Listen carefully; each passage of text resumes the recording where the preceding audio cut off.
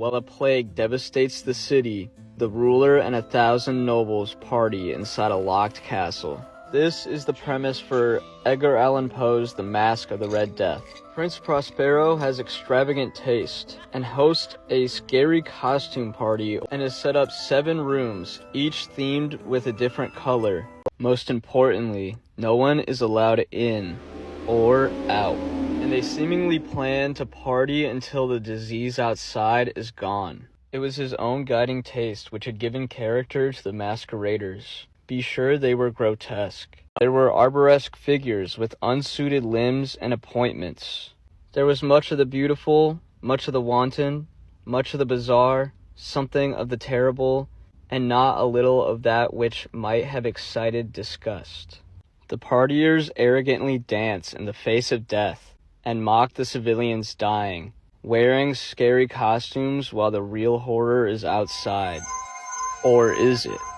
Despite everyone pretending that the Red Death doesn't exist, no one is brave enough to set foot in the Red Room, lit by a red stained glass window and with an ebony clock chiming every hour, acting as a memento mori for the partiers, stopping them dead in their tracks. Right when it seems like the thought of the Red Death creeped into everyone's mind, there suddenly appears a figure in the crowd that no one had noticed before.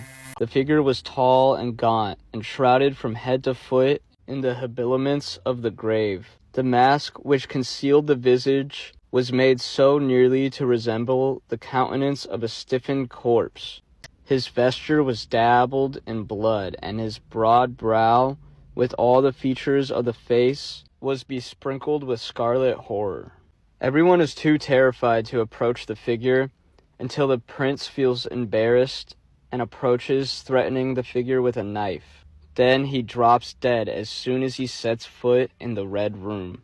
Revelers at once threw themselves into the black apartment, and seizing the mummer, whose tall figure stood erect and motionless with the shadow of the ebony clock, gasped in unutterable horror at finding the grave cerements and corpse-like mask untenanted by any tangible form. The nobles all then dropped dead from their exposure to the disease. While the arrival of the Red Death brings mass death and disease, his appearance is also a form of protest, showing the nobles the truly scary parts of life and death that they think they live above. And it is this untangible idea that is able to take down the ruler, his nobles, and the whole regime by rebelling against their inaction while people died.